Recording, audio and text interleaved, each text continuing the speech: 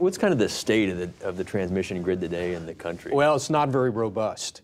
What has happened over time is grids have built out around urban areas, because back in the day, 100 years ago, when we began to electrify, primarily you had a generation resource close to where people lived.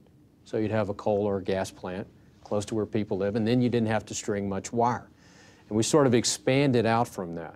Now, with renewables, since we know where the wind is, and for the most part, the sun is located in areas where people don't live too, we're going to have to build a lot of long-haul transmission.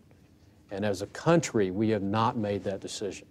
We've made that decision here in Texas, and we're doing that. You say we've made that decision. What are we doing here in Texas? We have a lot of wind. We do. We do. We have some of the best wind resources around, and so we went out and surveyed West Texas and the Panhandle. We found the best wind areas, and then we came up with a plan to build transmission out to those areas, which are remote in a long way, and deliver it back in to Dallas-Fort Worth, Austin, San Antonio, and Houston.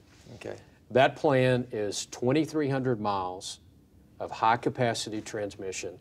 It's about $5 billion, and we're going to have it completed by the end of 2013.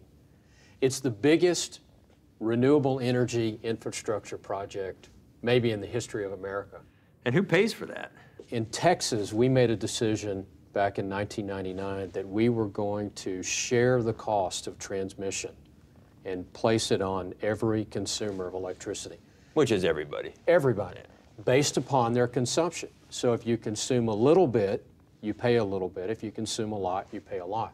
We estimate that when we get it all built out and the utilities start putting in rates, it'll be about $4 a month for the average customer in Texas.